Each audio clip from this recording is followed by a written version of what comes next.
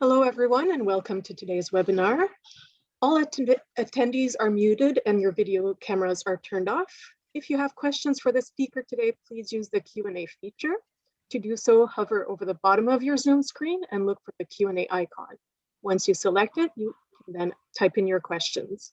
We are broadcasting, recording, and ready to start. Thanks, Julie, and thanks for tuning in, everyone. To begin with, we respectfully acknowledge that I am broadcasting today from the traditional unceded territory of the Algonquin Anishinaabe Nation. We are pleased to be joined by you today who come to us from coast to coast to coast and, like us, live, work, and play on lands inhabited by Indigenous, Métis, and Inuit peoples. We invite everyone to reflect on where you are as we commit ourselves to gaining knowledge, forging a new culturally safe relationship, and contributing to reconciliation. We recognize Indigenous, Métis, and Inuit intergenerational and traditional cultures of knowledge sharing, understanding that we have a lot to learn. And we hope that it is in this spirit that you join with us today. When I broadcast from my home office, this picture painted by my niece, age 4, sits over my left shoulder. And it's, of course, the international symbol of appreciation for health workers, those who are on the front lines and those who support those who are. So we want to keep you in mind and also recognize all the work that you're doing. So thank you. We're delighted to welcome you. This is the first installment of the Advanced Leadership Program for the rest of the year, and what a way to begin. After more than a year of COVID-19, the Canadian College of Health Leaders continues to do everything we can to try to support you through these unprecedented times and beyond. If we hadn't met before, I'm Dr. Jaason Geerts, the Director of Research and Leadership Development at the college and of this program. This is your first time joining a campfire chat. These are designed to engage experts in discussions on topics that are most relevant to health leadership right now. So it's my pleasure to introduce our guest today, Dr. Jackie Shleifer-Taylor. Dr. Shleifer-Taylor is the interim president and CEO of London Health Sciences Centre, where she brings over 25 years of experience in local, regional, provincial, and international health sector leadership. Prior to this position, Jackie held roles of the executive vice president and chief clinical officer at LHSC, as well as the president of the Children's Hospital at LHSC. Jackie is the current chair of the Provincial Council for Maternal and Child Health, a past president of the College of Physiotherapists of Ontario, and the past Ontario Ministry of Health appointed provincial co-lead for interprofessional care implementation. Equally important to her is a call to volunteerism. Jackie promotes administrative best practices in leadership and mentors emerging leaders seeking a greater understanding of health sector business and operations management. She holds a certified health executive designation. Those of you who follow my colleague Stefan on social media will have recognized that Jackie has been highlighted as a CHE outstanding performer recently. And she has undergraduate degrees in science and health sciences from McMaster University, where she graduated from the physical therapy program, as well as an MSc and a PhD from the University of Toronto. So this is meant to be a conversational style approach for about 40 minutes, which will be framed generally in the elements of the title of this session. I'd also like to introduce my colleague Brenda Lammi, who is the VP of Professional and Leadership Development here at the college. There'll be time for 15 minutes of questions at the end. There's Brenda. So please feel free to type any questions you have in the Q&A box, and then Brenda, who will be moderating the questions at the end, will do her best to include them. So the topic today is resilience is not enough. Welcome, Jackie. Thank you, Jaason. Happy to be here. We're happy to have you. Why don't you start by telling us about how your background and previous experience prepared you to lead in these unprecedented times? Well, I would say, Jaason, I think for all of us, you know, our preparations are pretty much formed by the time we're 7. And in many ways that shapes how we see the world and how we move within it. And I was born in Jamaica, and I came to Toronto, where I've lived my rest of my life until being in London for the last 5.5 years. But I'm from a family where illness was at the center of our universe, and parents who were very calm and resilient their whole lives, faced with a lot of challenges. I came into healthcare with sort of a belief that it's always an unprecedented time in healthcare, you know? Yeah, that's what I would say about that. Yeah, okay. And there have been lots of remarkable examples of leadership, people who have really risen to the occasion despite many hardships. Can you give us a few examples of what you've witnessed in the past year in that regard? Well, I wouldn't really need to look very further much. I could look across the country and the province for leadership examples of over the past year, but I really don't need to look further than within the walls of LHSC. I've seen leadership in a porter waiting with a patient in an elevator, and that patient obviously so distressed that that porter's conversation is takes the place of their patient's loved one who could not be present. I've seen completely unwavering, unflappable empathy at the doors of our buildings from screeners, many of whom really have just been welcomed into the healthcare family because they're additional new additions to our complement. I've seen security staff and nurses in our critical care areas working together to solve the problems related to flow of patients. I've seen, of course, things like actually just the leadership that springs out of necessity, that's informal and organic, like our medical devices reprocessing team member organizing and shifting the complete rearrangement of flow in that area, not because they have a leadership role, but because they stepped up as a leader to accommodate a shift that was happening with capacity demands for us. So I do think of all the wonderful formal leaders that have done above and beyond during the pandemic, but I think about all of the individuals within the LHSC community and actually in every hospital and every health provider agency sector that's led in a different way. It's just incredible. It's interesting, the commonality among all your examples. We talk sometimes in a crisis, we talk about a leadership approach that's directive and command and control because it's urgent. And yet what sometimes is left out with that analogy is the trust of frontline people and others to be able to just lead however needs to happen when it's right in front of you. And it sounds like your style is to enable people to use their creativity and their expertise in order to do what needs to be done in the moment. Well, I think that's exactly right. As I've progressed in my own leadership trajectory, I've been very cognizant of the fact that the worst thing would be for me to be making independent decisions in whatever office I'm sitting in about something that I'm at now so far removed from in the day-to-day, other than the wonderful opportunities I have to round. I'm not the expert. And I believe, and I've seen that good people show up every day to do the best they can. And given the opportunity and the trust, they will make the best decisions. And I think it's also interesting because everyone would be good intentioned and enabled to just fly with those solutions if they just knew the context in which they could build that sandbox and fill it up. And I think as a leader, your job is to create the understanding of the context so that those good people can do that good work. Anything outside of that as a leader would be interference as far as I'm concerned, truly. Very interesting. And I suppose added to that is knowing they've got your support to make those decisions, and that regardless of the outcome, when we're all doing our best, that you've got their back in that regard too.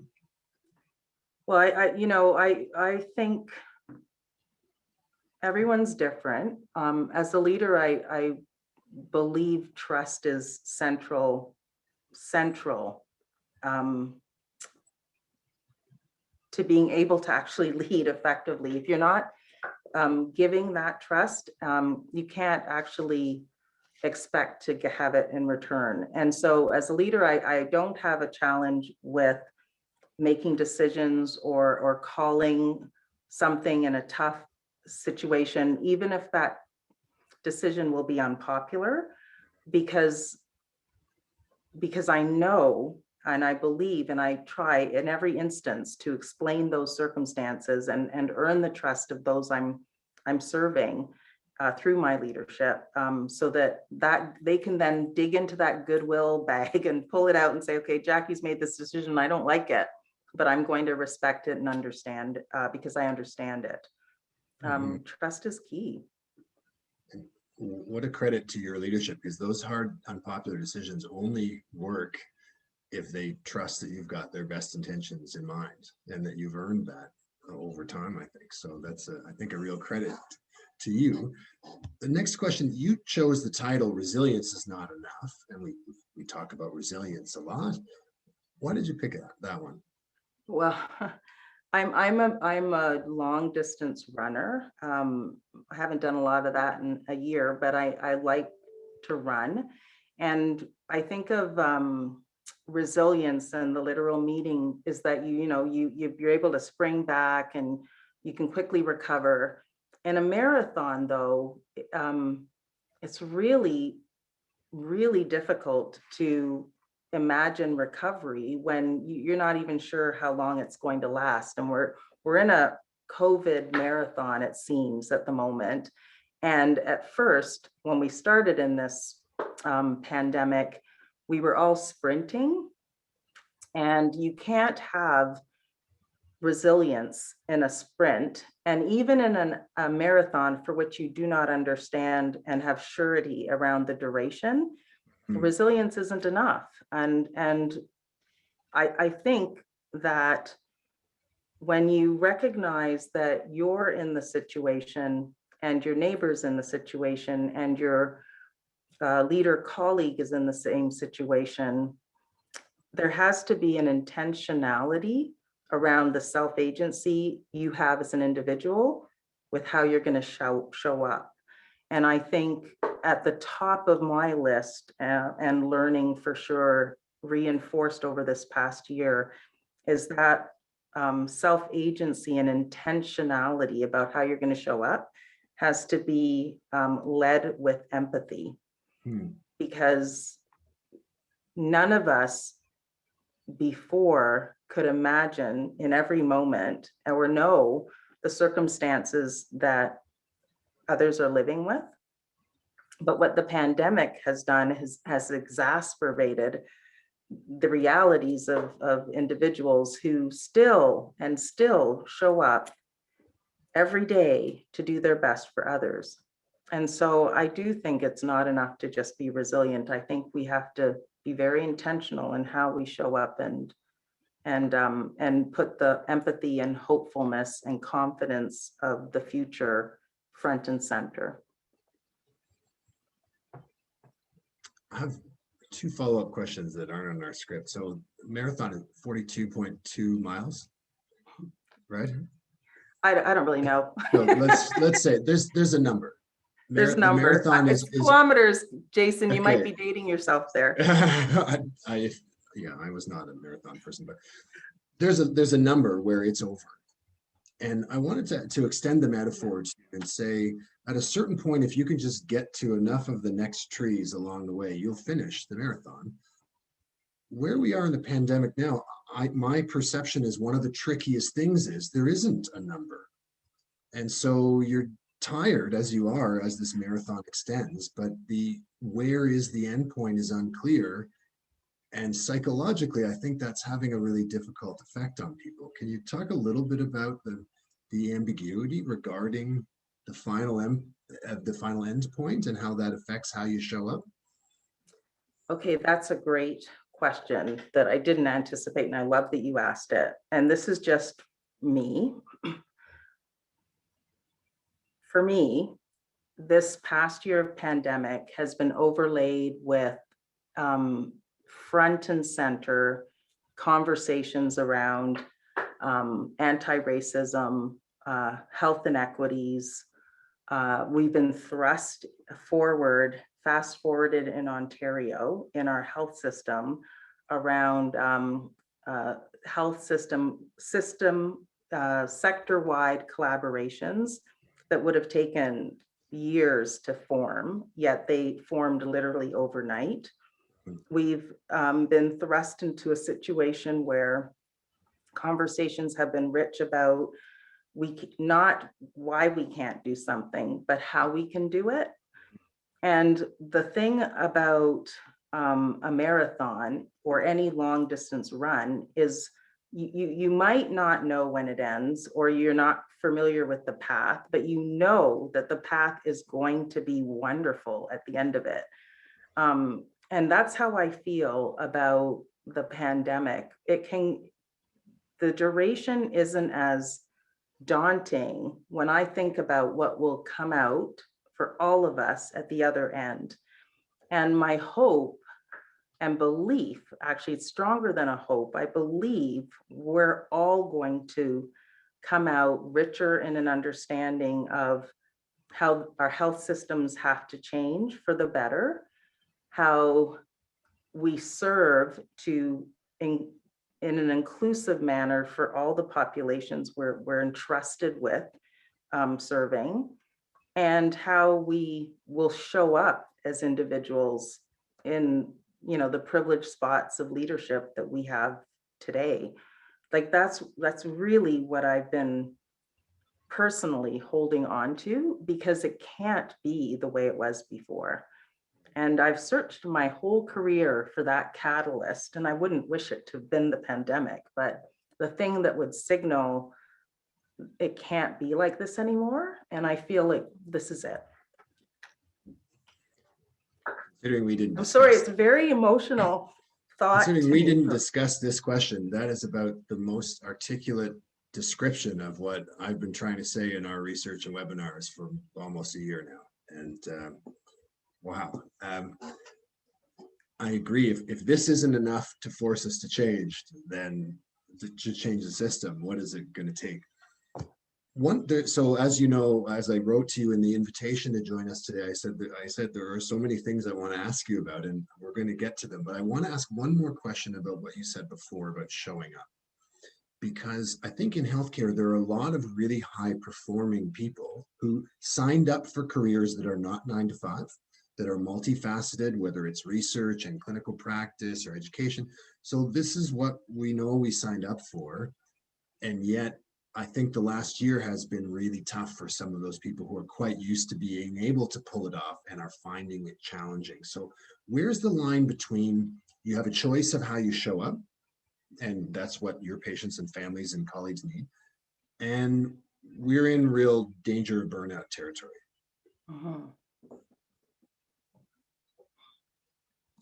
Well, I mean, it depends on your philosophy. I think it's very important. The reality is that when you work in healthcare, it doesn't negate the fact that family is the most important thing. But the reality is your workplace has a family, and burnout, I think, happens to everyone, but it happens when you don't have that sense of being all in it together. And the extraordinary kindnesses I've personally experienced and witnessed among colleagues in healthcare inside these walls of LHSC and outside the walls in the past year are sort of the antidote to burnout for me. It can be a very small thing that is so big because it was, a thoughtful kindness. It really matters to not be alone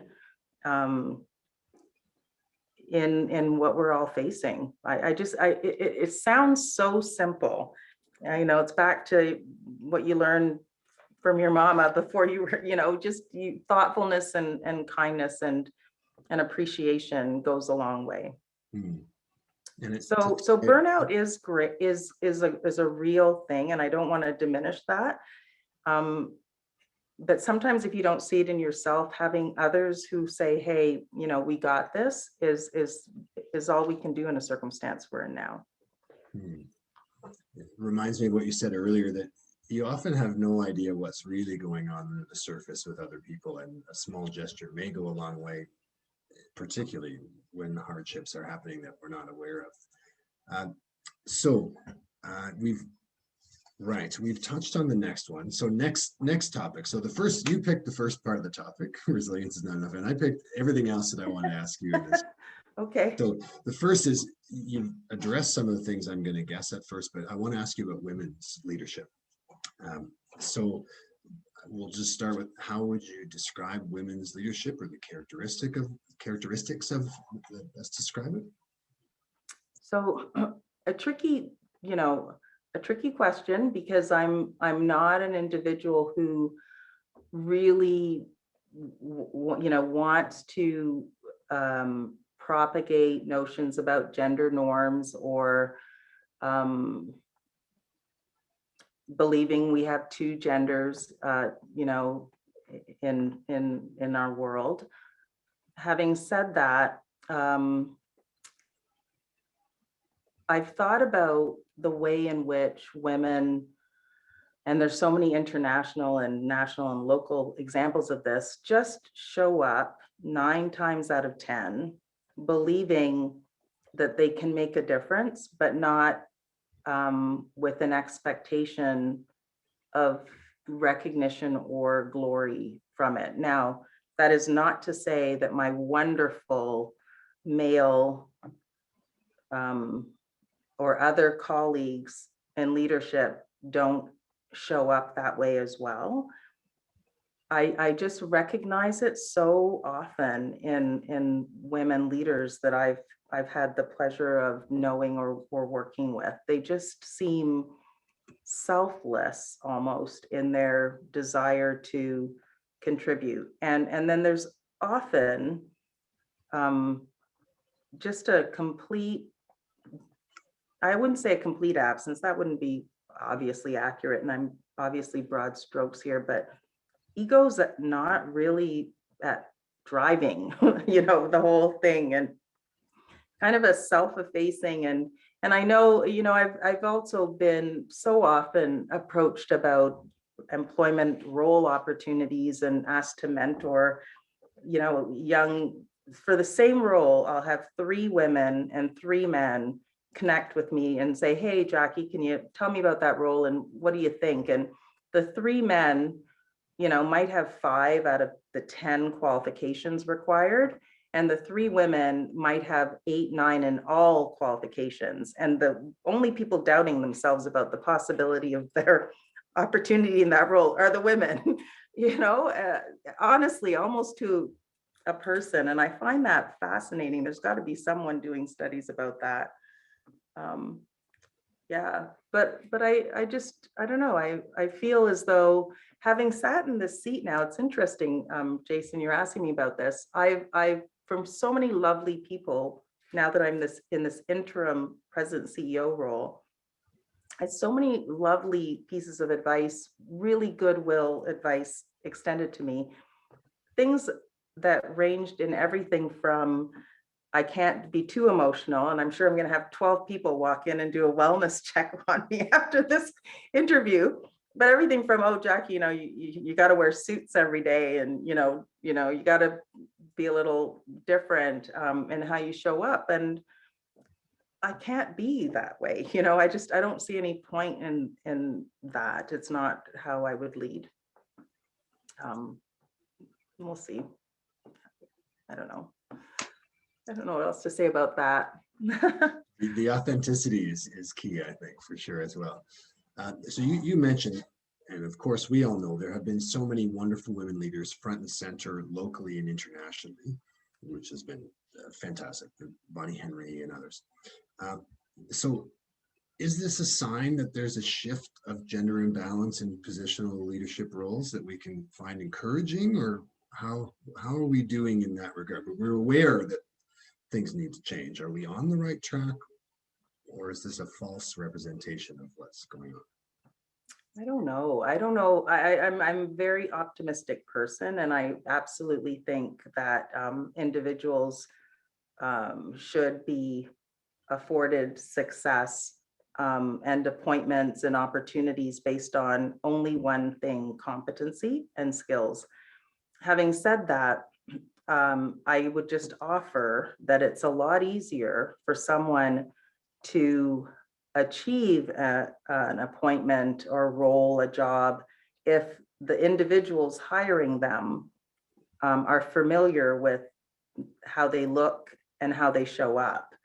And I received this note from a complete stranger to me anyway, someone out of province, who sent me a lovely note after my interim appointment in January to this role, and said how delighted they were that I had this opportunity, not just because they couldn't think of a woman who had ever been a woman of color, but certainly not a Black woman who had been leading, an academic hospital in the country. They couldn't recall that. And I have no idea if that's accurate, but it struck me that I couldn't recall that either. And I just think about all of the individuals who don't really look like what's typically seen in healthcare leadership or other industries, and imagine how difficult it is for unconscious bias in instances, not because of racism. I'm not saying that. I'm just talking about unfamiliarity and unconscious bias precluding them from those opportunities potentially. It strikes me that women face that challenge. I am also quite aware that Indigenous persons face that challenge. Black people face that challenge. A lot of differently abled people face that challenge. It's not unique to women. But then if I think about intersectionality and how gender and race or able-bodiedness or any one of those things intersect with one another, you can see how that layers on and creates improbability for persons to have opportunities that I've been privileged to have, including the one right today. And that links back perfectly to what you said earlier about being confident when applying for positions. If nobody looks like you who's doing the hiring, they seem that you would be a little more doubting than if there's good diversity represented in hiring boards and senior leadership and boards of directors. I just think it would unconsciously create a circumstance where a person might innocently be asking themselves, well, why haven't we seen someone, a bald Black woman leading a hospital before?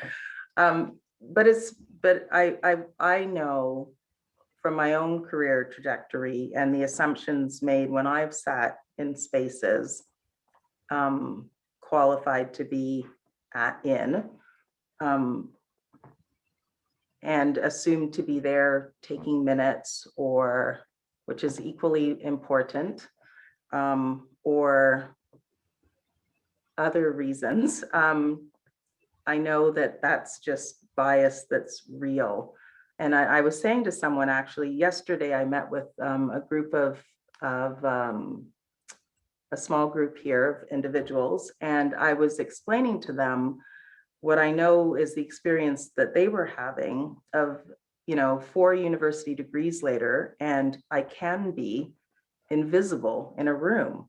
It just depends on the room. And that gives me at times great comfort because I'm an introvert anyway.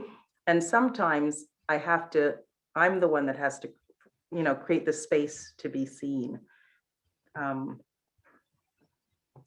if we don't do this, then we're not going to get over into this better place that we all need to have existing, which is the health system that sees everybody and wants to really embrace caring for the entire population. Yeah, you mentioned earlier that I told you that I gave a CBC News interview on leadership in a crisis the morning the George Floyd protest story broke. And all of a sudden, we were now facing two pandemics, one of which we should have known about a heck of a long time earlier. But you mentioned earlier that having these happen, just to give you the benefit of the doubt with that wording, at the same time is accelerating both in some ways. So yes, of course, we know about allies and stamping out microaggressions and policies that need changing. But for people who really want to contribute to making this better in the way that you just described on an individual and organizational level, what can we be doing as best next steps? Well, the first thing is not to, so I'm okay, I'm going to try to be really not careful, to be really clear in what I'm saying. And what I would say is this: I believe, and it's important to have the notion of allyship and allies, but it's necessary when that term, which is about war, grounded in war and, you know, conflict, it's necessary when the situation seems as though it's a conflict and war.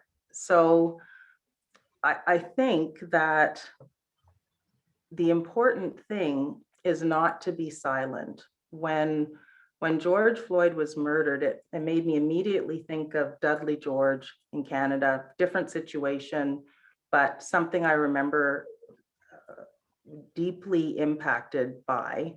And for me, when the anti-racism discussions were happening in the US, I think there were days of silence in the health system and within this hospital that made me wonder if it was just me who felt that the world had changed, you know, that this is a terrible time. We're just now talking about it. And then I had a colleague, Carol, come to my office and offer me support. And I just remember thinking how silence can be so hurtful and so so much more damaging than saying the wrong thing. Sorry about that, but there's no wrong thing to say when you're trying to change the world for better. There's no wrong thing that can be said, but silence can be just compounding a bad situation. So I would think that the best thing to do is to start conversations that are just honest and open, and inviting individuals, that would be providers as well as patients and families, to talk about, and leaders to talk about their experience of being treated differently. I vividly remember a conversation with an Indigenous physician that was about, you know, sort of strategic planning and really nothing to do specifically with her experience in the health system. And in that meeting, suddenly, this was about 3 years ago, her, you know, bursting into tears. And I remember being so taken aback by the rawness of those tears and that experience that it made me think, wow, you know, how could this person, this physician, have had this experience? You know, and I think about my own childhood and going with my parents to appointments for my siblings, and just feeling that, you know, the experience being so intensely different than I know now as an adult was probably about not entirely about the circumstances in which we were seeking care. I think about every time we hear in the news about someone, you know, being mistreated in our health system, and think about, why do you go into healthcare if you don't care deeply about everyone? And then actually it's funny because in December of 2019, I was on a national panel about women in leadership. And I had two wonderful colleagues on this panel. Brenda was there, I think. You were, it was, or no, I don't remember who was there. But the point was, both of my colleagues got to go first about how their trajectories into leadership had happened. And I realized how different my experience had been. And everything that I'd planned on saying in my presentation, I ended up veering off and talking about how we can talk about women in leadership, but if we're not talking about transgendered women, if we're not talking about Indigenous women, if we're not talking about Black women, impoverished women, I don't know who we're really, what's the point? What's the point? So I think I've wandered out of your question there, Jaason. I don't know that I really stuck to what you were really asking me, and truthfully, I've forgotten the question. I apologize. The George Floyd murder thrust me into 3 of the darkest months I've had in my entire career, and I'm out of it. It doesn't seem like it. I apologize. It might not seem like it, but I've had to figure out how to factor that in leading in unprecedented times. And it's really what's made me think, between that, anti-racism, and this pandemic, I believe we're going to pay different attention, I would hope, to Indigenous health inequities, access challenges. I believe we're going to come together and partner in ways we could never thought we would. And I'm so hopeful for that.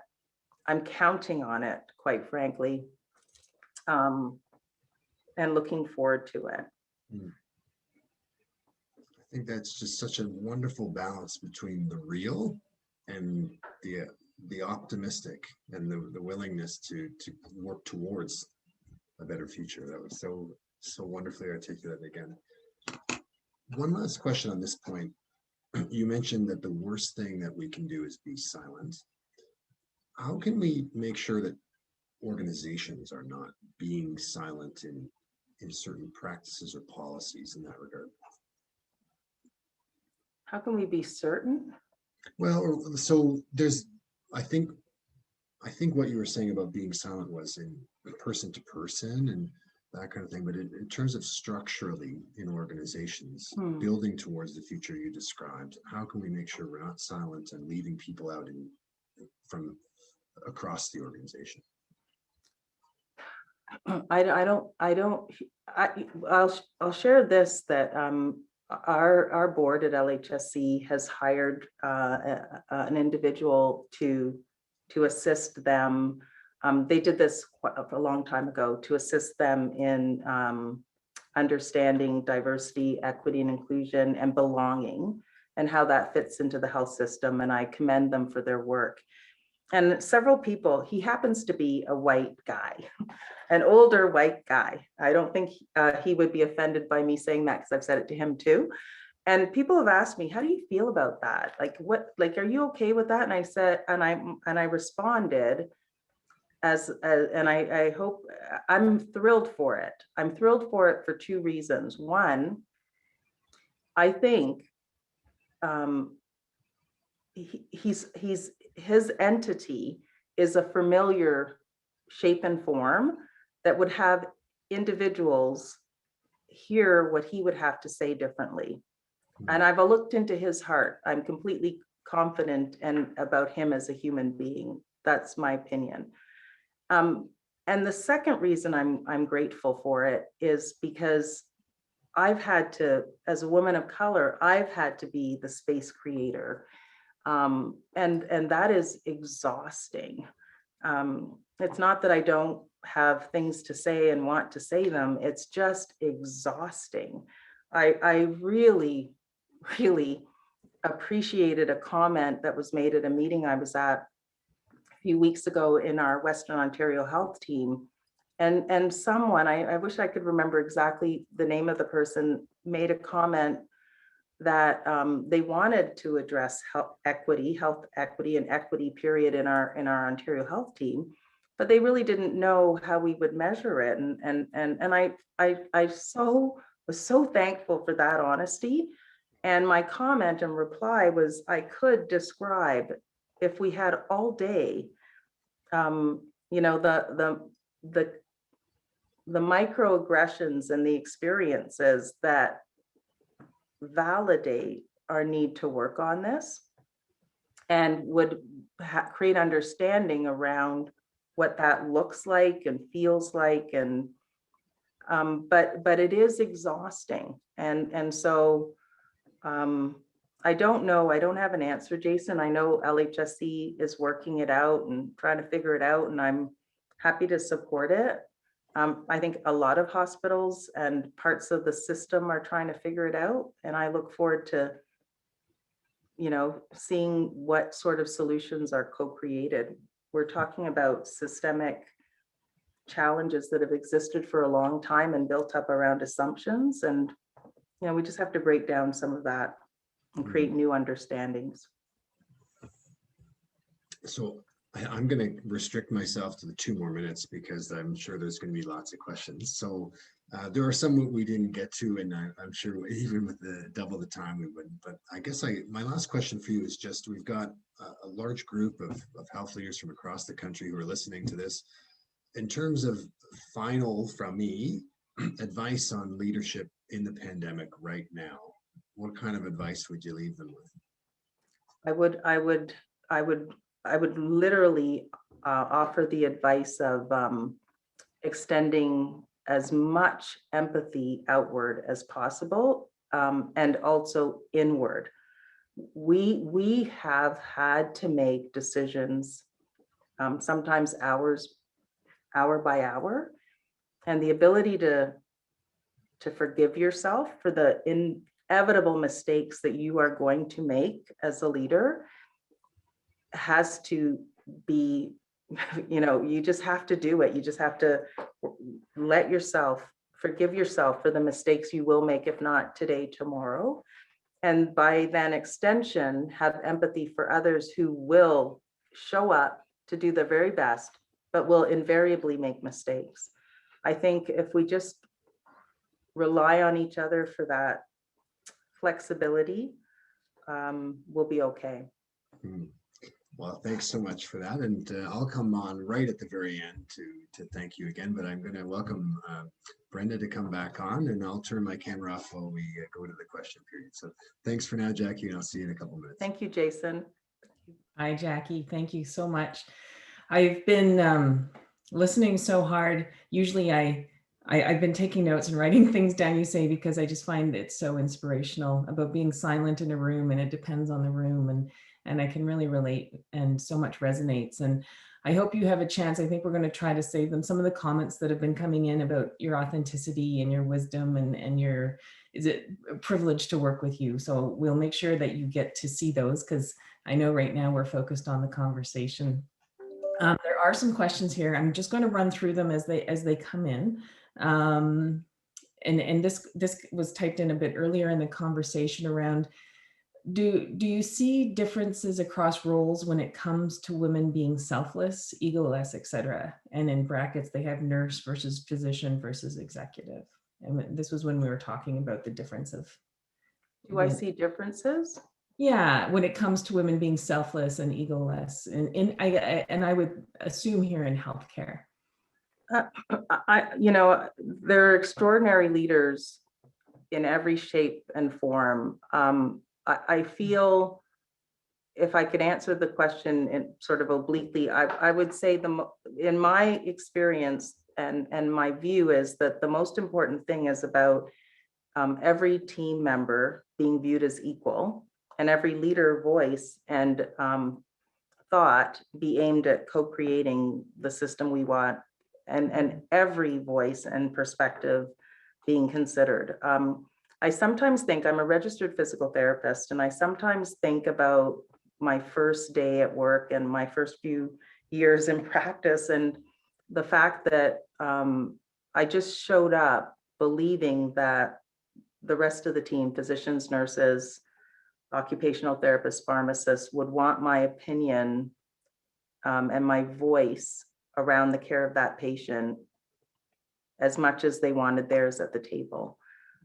So I think women create space with intentionality around that. And that is something that I would say is consistent, often consistent in women in leadership. As an occupational therapist myself, I can relate to those meetings. Absolutely.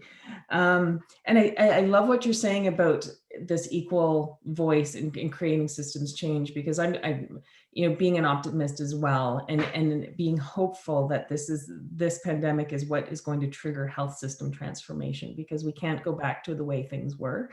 And I don't think very many people want to. And I think it's that collective voice and effort and leadership, regardless of title, that is going to make that system change. Do you have any other thoughts on how do we move that health system towards that, where we want it to go, and not go back? I know we're hopeful that it happens, but what can we do to make it happen? I think we just have to commit to it.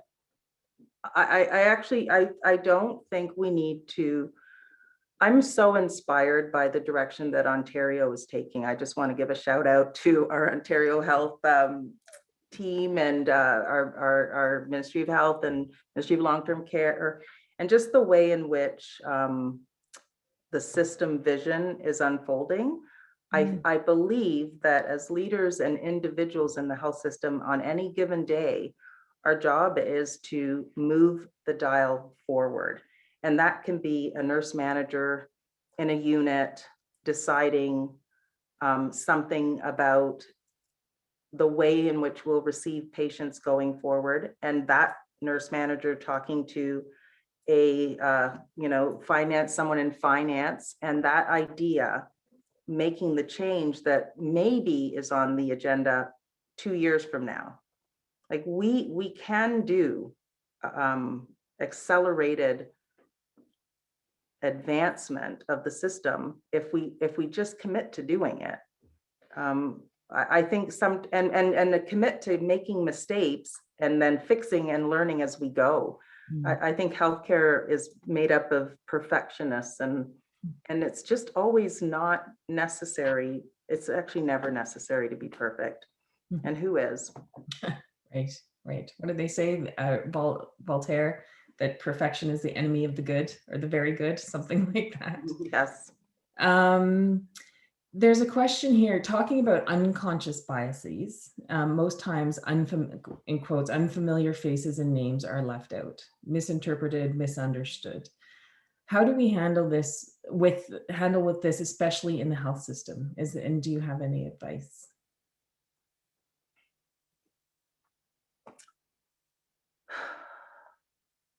I don't think everyone should be, well, of course, I was just going to say renamed Susan Smith, but then of course there's going to be a Susan Smith out there that's very unhappy with me. I don't know. My own name has sort of worked to my advantage and disadvantage. I don't have any other thoughts about it than a name is just a name. I think we're all to look beyond that. It's so funny. My 2 youngest children went to French immersion, and for them to get into French immersion, that school, they had to, it was not in where we lived. And every child that was in their classes had names that were not Bob, Smith, Jane. They were minimum 4-syllable names. It just so happened. And it was so great because to see them, they're young adults now, but come home and sing those beautiful names as though it was Robert and, Samantha. It was just so lovely because it was seamless. They didn't judge it. They didn't think about it. They have 1-syllable names themselves for a reason, Maya and Denby. Very simple, easy to say, easy to spell, because I was aware of that bias and because I just love those names. But aside from that, quite honestly, they're already there. We just have to get there. It's true. I mean, and I think there's a lot of hope for the younger generations who have exposure to those names and familiarity. And as they grow up, it becomes part of the norm. Just a name. It's just a name. A question here, who is your role model and what message does that person convey that resonates with you? Unequivocally, my mother is my role model, and she's 92.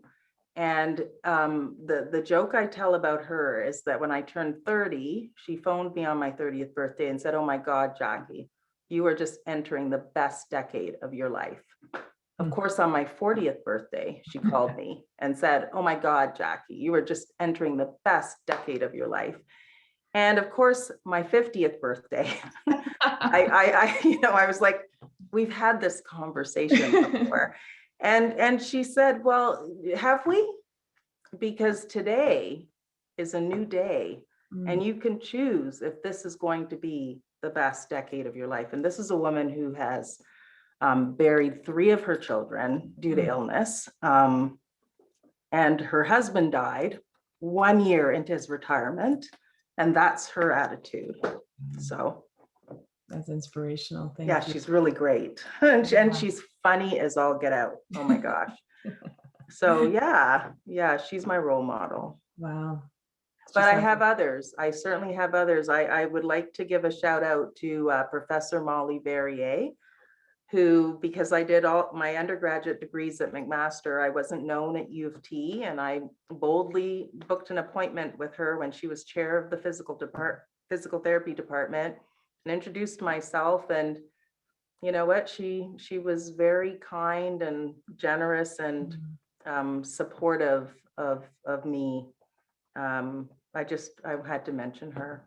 And I think when we talk about women in leadership, women opening doors for other women, I think, the message there too is pretty profound, and making space at the table, in the conversation, in the rooms for those voices is what women leaders and women across, regardless of title, can do for each other.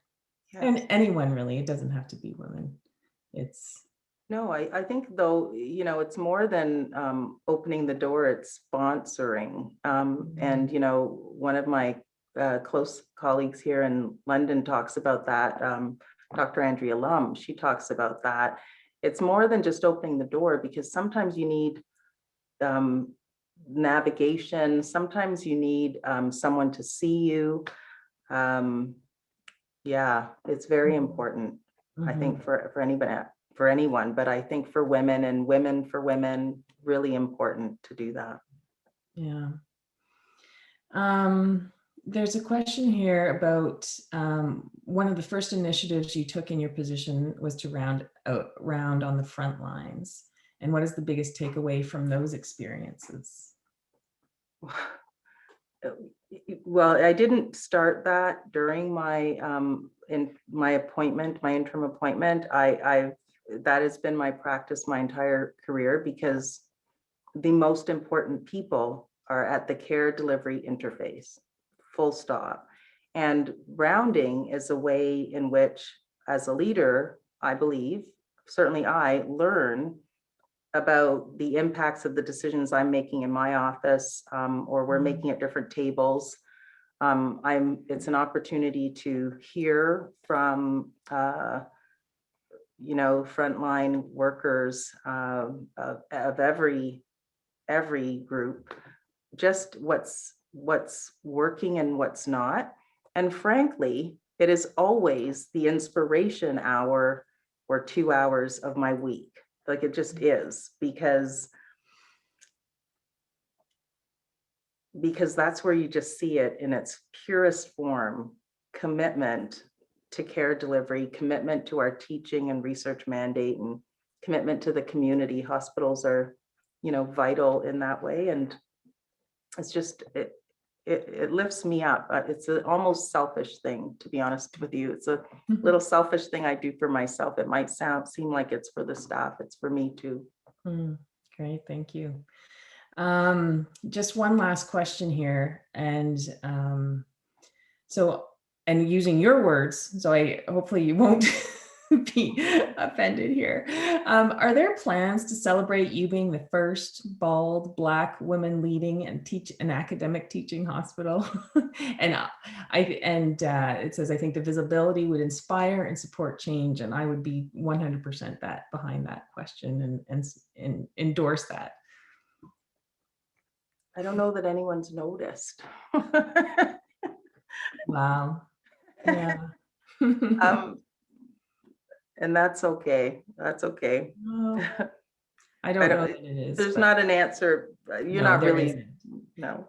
No, there is not. It's not really a question. It's just more a point. And I think it's significant. I think it's worth celebrating. The response we saw on the LinkedIn CHE spotlight to you was unprecedented. And I think people are celebrating as individuals. And I just, having spent this last hour, and yes, I did moderate that panel on women in leadership. So that's where we've met before. And your influence and impact is just profound. And I think worthy of celebration, regardless of everything else. So I'll invite Jaason back in to wrap things up. There we go. Welcome back. Yeah, thanks very much. Jackie, one last question that we didn't talk about. I've heard of you that when there's music playing, you're not one to stay in your chair. I'm wondering if in the middle of a busy workday, if you get a break, if you have a favorite to put on that will get you up dancing to break up the workday. Oh my gosh. Well, truthfully, I did. Good idea, Jaason. But I recently was sent a clip of the Grammys, and oh my gosh, I'm blanking on this artist who opened. Oh, it's like one of those boy band people, like a former One Direction people. Harry Styles, thank you. I have to confess to playing that little clip of his opening performance about 100 times. Okay, I didn't ask. And my husband would be okay with that. I had to confess it to him when he asked me what I'm doing with my phone this close to my face. So it's okay. All good. I didn't ask to push my luck. I asked because I think, as you've demonstrated, that the human part of leadership is really, really crucial. I think nobody wants to work for a Spartan, and I think your insights today have been so articulately expressed in a way that conveys there are some real challenges that we have, but your focus was on the opportunities and the confidence that working together we're going to get to a better world than we have now, and certainly than we had before the pandemic. So thanks for that. To close off, I want to thank everyone for tuning in. We really appreciate it. As a friendly invitation, as I mentioned, this is the first of a whole year of programming of other campfire chats. We have micro learnings that are going to happen, as well as the Summit Series, which is a year-long program of monthly webinars led by a different specialist each month. The first is me, actually, which after this talk is humbling for sure. And we're going to be talking about imagining health leadership beyond the pandemic. We did a rapid research study of dozens of health leaders across the country about what life could look like afterwards and how we can set ourselves up now for success. So we're going to send you an email with the recording from today's session, some information about upcoming programs, and also a very brief survey on how we can do better in our programming. So if there's anything else that we can do to support you, please let us know. That's why we've devoted our careers to supporting you in your work, and we're here for you. So the before closing off, of course, we are just so grateful, Jackie, that you've joined us today, and we want to thank you for your time and for your inspiration and your leadership, frankly. So Thank you. Thanks for you're having me. You're Thank you. spotlighted for a reason, and we're going to stick with you. Thanks for So, having me. Canadian College of Health Leaders, resilience is not enough, and a spectacular 2021 starts with us. We hope to see you next time, and all the best until then. Bye, everyone. Bye-bye.